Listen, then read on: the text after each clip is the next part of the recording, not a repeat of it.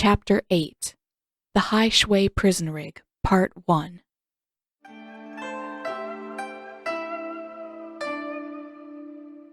You can knock it off with the waterbending any time now, Sokka said, wiping a few droplets from the side of his face. Really, it wouldn't bother me a bit. Well, it'd be okay with me if you would stop complaining. Katara frowned in concentration as she tried to reshape her floating orb of water into a vertical disc. She didn't need to look at her scroll to practice this form anymore. It was thoroughly ingrained after her week-long focus on it. The water twisted into a jagged ring, and she slowed for a second to launch it at a nearby tree. Not too bad. Her accuracy was improving, but she couldn't seem to get the water moving fast enough to make an impact. Sokka groaned and grabbed her by the elbow. Katara, we're walking. Can't you just walk? She stuck her tongue out at him and drew the water back toward her as she resumed walking. Momo hopped from Sokka's shoulder to hers, and she yelped in surprise. The water flew out of her control, spilling down the front of her dress. Sokka flailed his arms. Ugh! Seriously? You keep getting me all wet. Pulling the water out of her clothes, she glared at him. 6 drops hit you. I think you'll live. 6 drops in my eye. He made a show of scrubbing at his face with his sleeve. Why does your practice always make problems for me? Katara frowned, funneling her water back into the flask at her hip. Maybe you're just standing too close. Besides, when you were learning how to throw your stupid boomerang, you almost broke my arm. Or did you forget about that? Almost. And that was years ago. You froze me to the ground 6 times this week. She opened her mouth to reply, but Aang looked back over his shoulder. Come on, guys. Fighting isn't helping anything. Can't we just get along? Katara glanced at Sokka, who raised his eyebrow in return. This wasn't fighting, this was squabbling. At most. Fighting was what happened when Katara stole some of Sokka's seal jerky and got tackled for her troubles, or when Sokka made fun of her bending and she retaliated with uncoordinated lashes of water and snow that were more likely to cause harm to her than her brother. Or, worse yet, when one of them got so angry at the other that they didn't speak for an entire afternoon. Gran always scolded them soundly for fighting, but a squabble hardly warranted a cross look. Sokka looked as though he wanted to comment, but he shook his head and jogged a few steps ahead to catch up with Aang. Come on, Aang, can't we just climb up on Appa and fly the rest of the way? At least then all of her water just flies off the back of the saddle when she screws up. Aang quirked an eyebrow at him. Walking was your idea, Sokka. I said that landing a 10-ton furry monster in the middle of town was a bad idea. That didn't mean that I wanted you to land 10 miles away and make us walk the rest of the way. Landing just on the other side of the hill would have been good enough. Well, we're almost there now. Aang looked back at Katara, grinning. And then we can find a place for you to practice.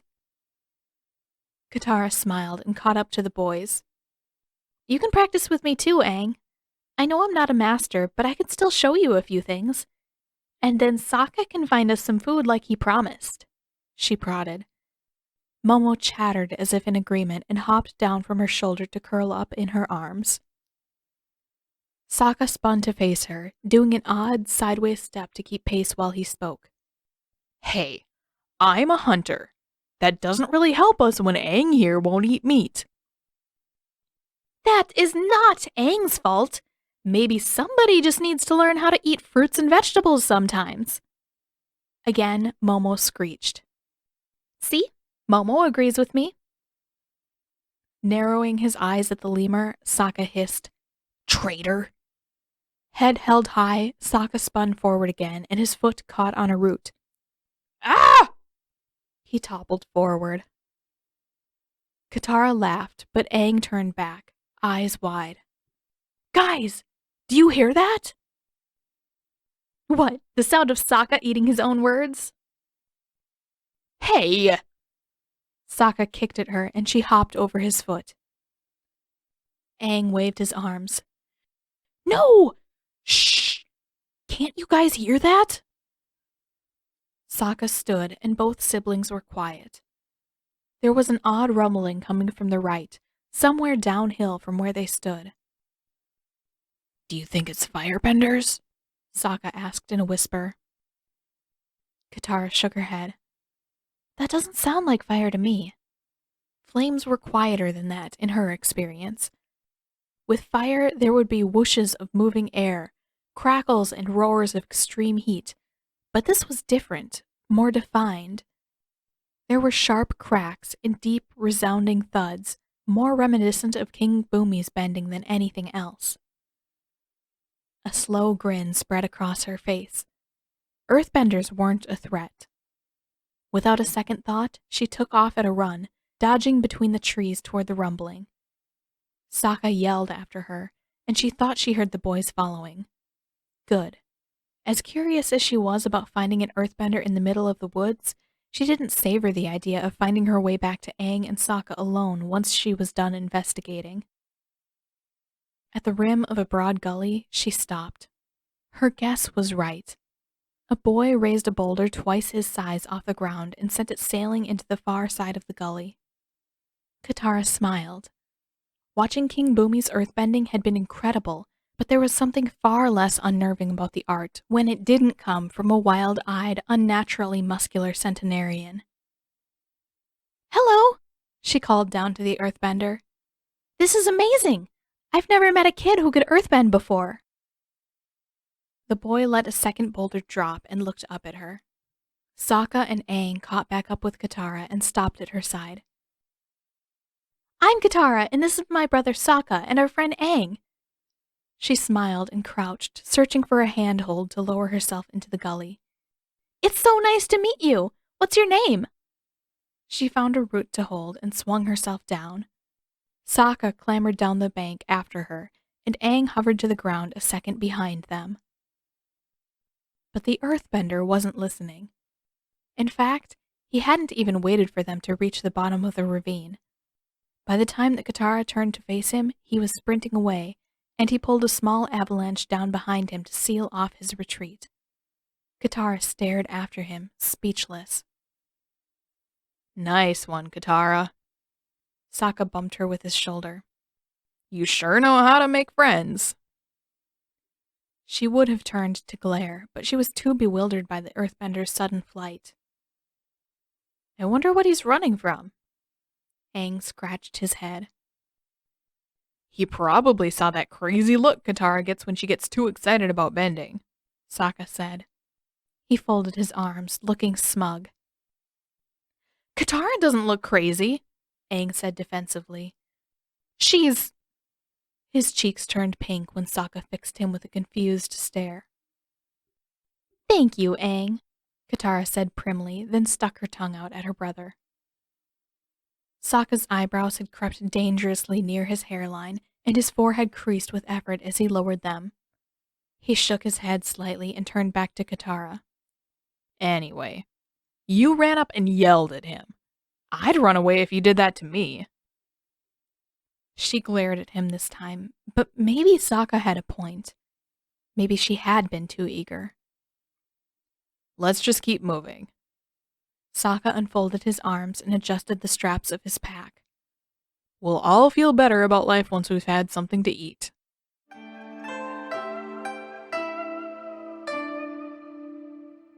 They were farther from the village than Aang seemed to think, but leaving Appa in the gully turned out to be a wise choice. They reached the end of the forest not long after, and from there on, there was nothing but exposed earth until the village. I want to look for him, Katara announced once they'd wandered their way to the marketplace. What? Sokka dropped the fishhook kit he'd been examining and spun to face her. Good.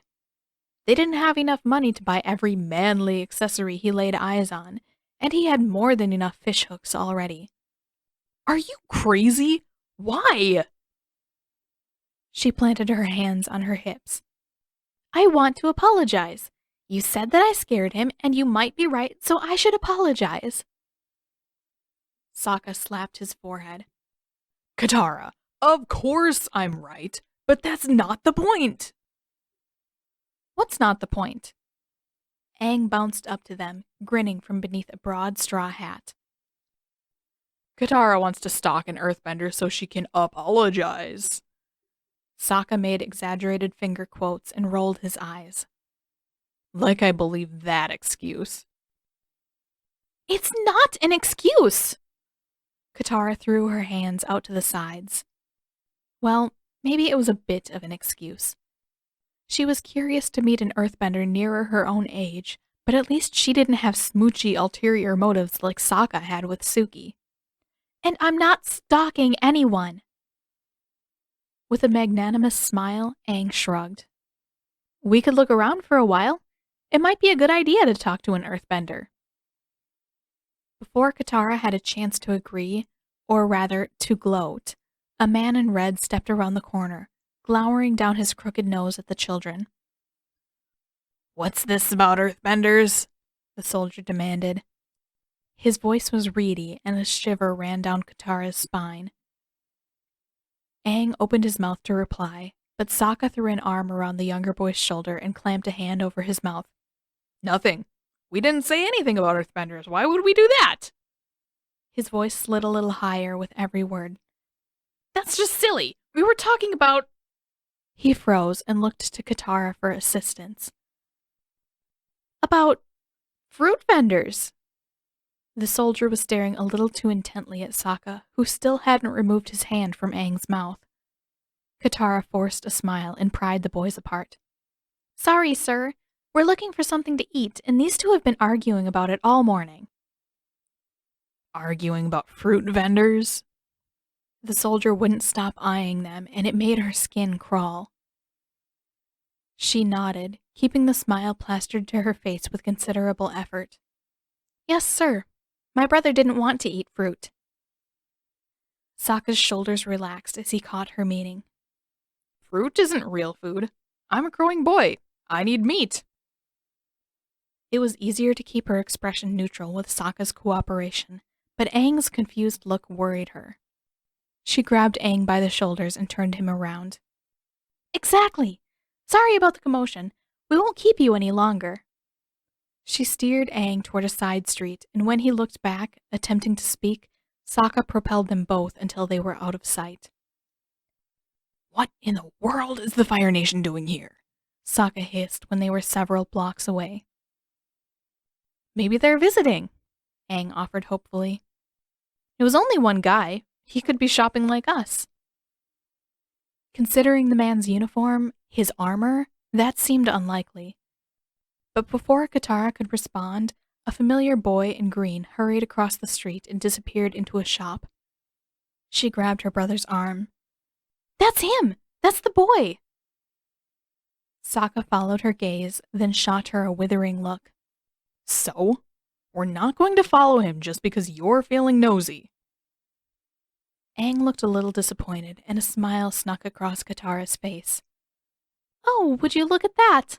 A store that might sell food! Just what we've been looking for! Giving Aang a mischievous grin, she snatched the coin pouch from Sokka's waistband.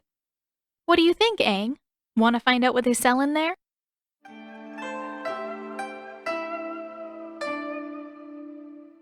As much as Sokka grumbled about following the earthbender, even he couldn't find much to complain about once they'd done it. Haru was friendly, and his mother, Suang, agreed to let them sleep in the barn. Katara couldn't decide whether Suang acted more out of pity for 3 children traveling alone, or out of fear that they might reveal Haru's secret. Either way, Katara didn't care. After having to set and reset the tents night after night, sleeping inside would make for a nice change. When Haru excused himself to do his chores, she left the boys to finish the unpacking and followed him. Sokka narrowed his eyes in suspicion as she passed, but she turned up her nose at him. If she wanted to talk to Haru, none of Sokka's raised eyebrows or insinuations would stop her. I'm sorry I got you in trouble, she said, joining him at the gate of the Mu Sao pen. Haru smiled back at her as he unlatched the gate and stepped sideways between 2 of the Mu Saos. I'm not in trouble. He paused, frowning as one of the animals rammed into his legs. At least I don't think I am. I'm glad. She trailed along the fence as Haru scooped up a bucket of grain and poured it into a trough. I can't believe you can't just practice your earthbending, Katara said quietly. I'm not very good at waterbending, but at least I don't have to hide it. Yeah. Haru scratched a particularly affectionate Musou behind the ear. It's been this way since I was little. I hate it.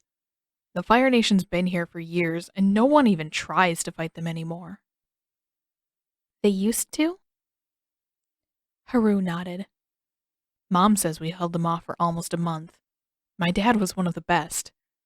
He was one of the last earthbenders they captured when they took over. Katara looked down, hand coming to rest on her necklace by instinct. I'm sorry. I lost my mother too.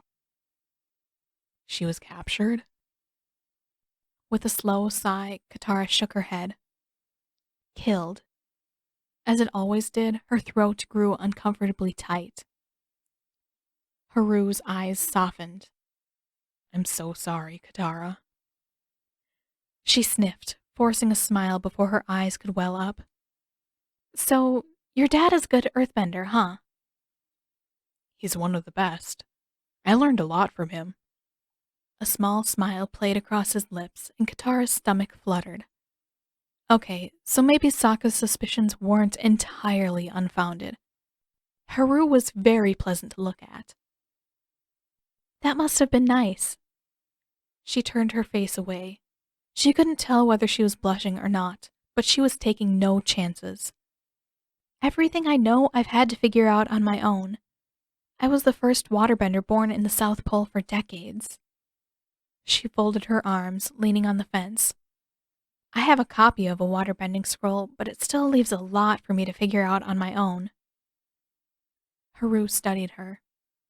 What if you didn't have to do it alone? His eyes brightened. I have an idea.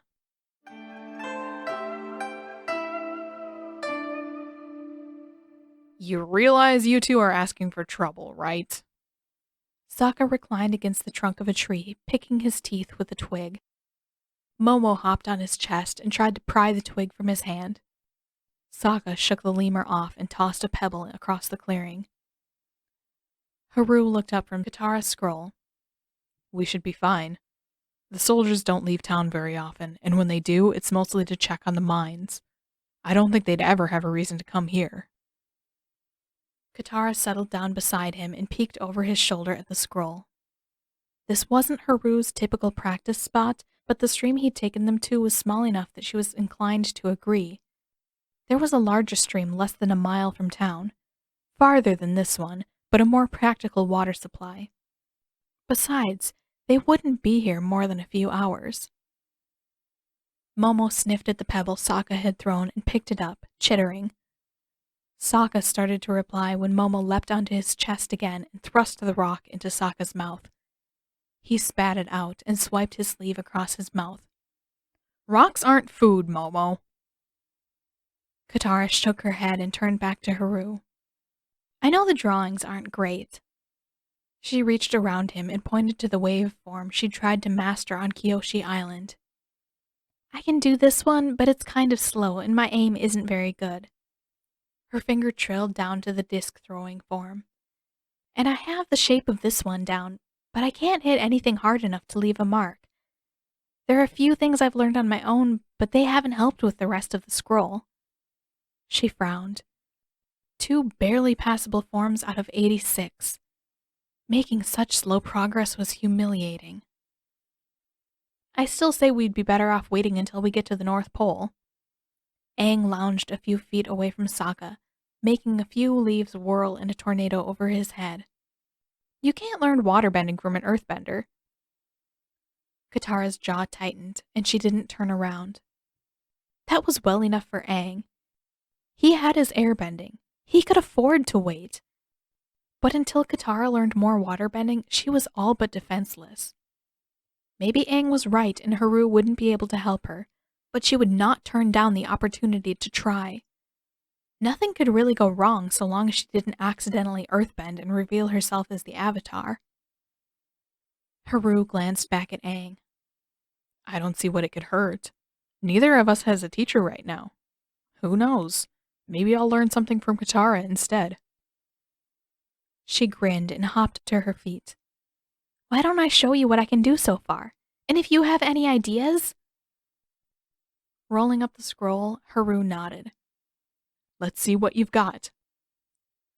At first, she stuck close to the forms she already knew, while Haru watched in relative silence. Her wave was more powerful and more accurate than the last time she'd practiced, and the throwing disc took shape with almost no effort, though it still landed with an ineffectual splat.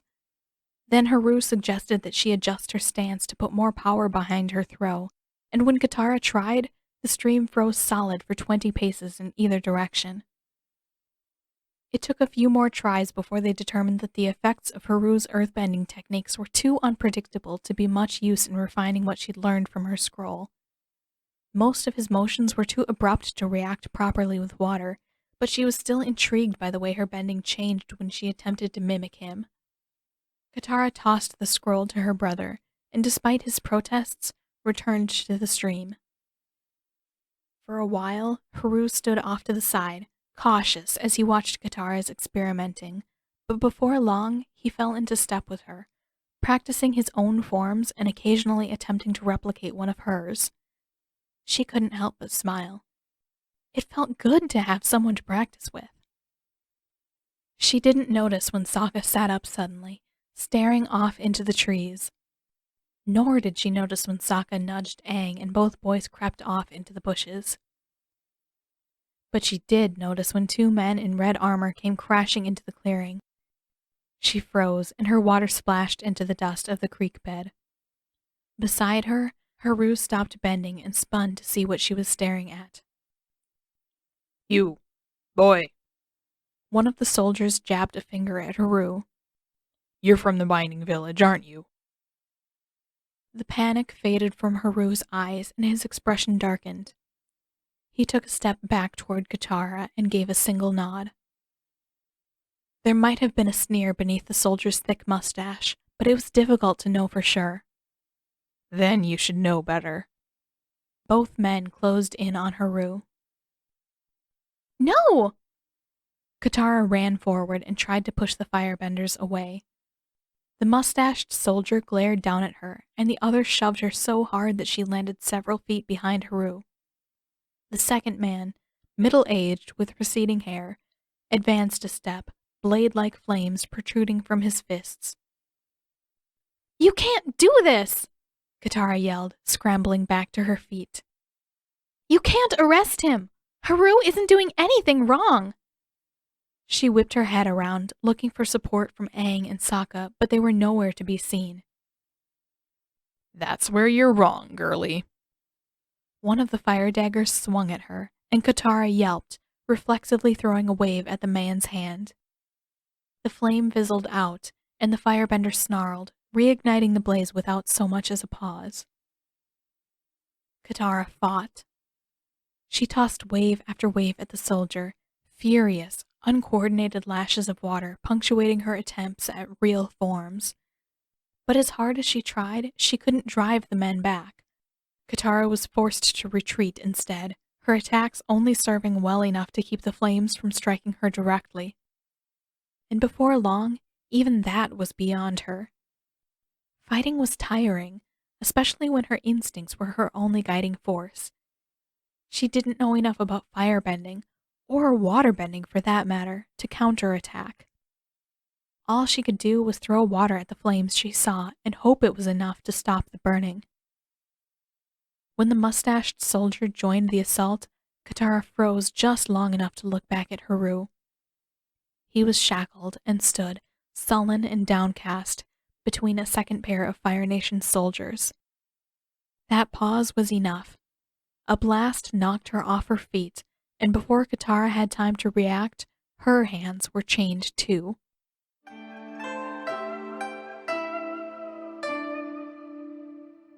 Shit! Sokka heard the firebenders coming before anyone else, and crept off into the woods, hoping to find out how many there were. If he was quick enough, he could cause a disturbance loud enough to draw the firebenders away and warn Katara and Haru of the danger at the same time. He wasn't quick enough. The first 2 firebenders reached his sister before Sokka got a good look at them, and although she and Haru both put up a fight, a second pair of firebenders overwhelmed Haru with ease. Katara only lasted a few seconds longer. Shit! Sokka crouched in the bushes, watching as the firebenders roughly dragged his sister to her feet and shoved her until she stood beside Haru again. Aang peered over his shoulder, eyes wide. Sokka, we have to help them, the younger boy whispered. Pressing a finger to his lips, Sokka clenched his jaw. Katara should have known better than this.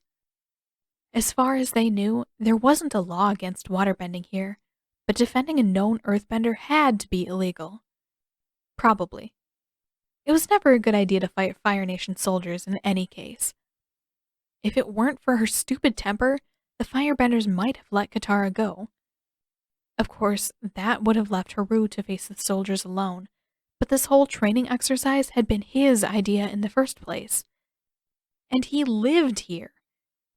Just because Katara had gone all bleeding heart on the earthbender didn't mean that the boy couldn't, or shouldn't, have been the voice of reason. Sokka had tried, but it was hard to be the voice of reason when his sister wouldn't listen to anyone but Haru. Katara yelled something about how terrible the Fire Nation was and tried to kick one of the soldiers in the shin. She missed, but the soldier summoned a tongue of flame and raised it close to her face in retaliation. Damn it! There was a slight chance that he and Aang could have taken the 4 firebenders in a sneak attack, but with the flame so close to his sister's face, he couldn't take that risk. Sokka, what are we going to do? He shook his head and grabbed Aang by the arm. Trying to ignore the sinking sensation in the pit of his stomach, Sokka dragged Aang back from the clearing. We're going to get Appa, Sokka said darkly. And then we're going to get my sister back.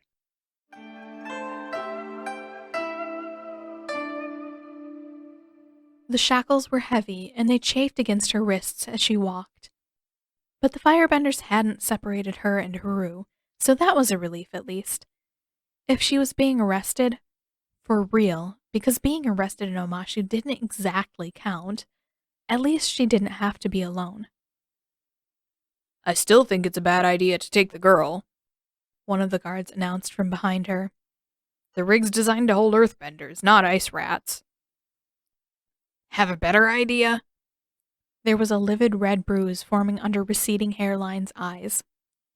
Katara hoped that she had caused that bruise. In fact, she hoped they all had bruises from fighting her. Lots of them. Mustache Man appeared to be the leader of the little firebending troop. He turned a glare on each of the others. Resistance is to be punished. The ice rat will be taken to the rig with the earthbender. She won't be able to bend as long as her hands are bound. His coppery eyes narrowed as they fixed on Katara. The warden will have to decide what to do from there. Katara bristled and briefly considered spitting at him.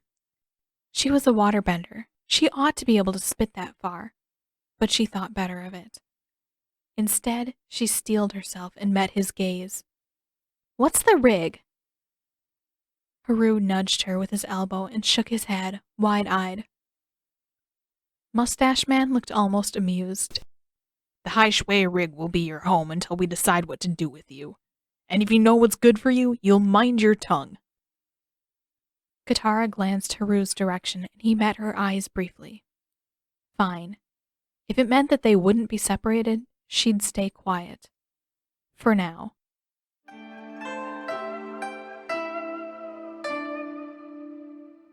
Zuko tried to keep his focus on the game board.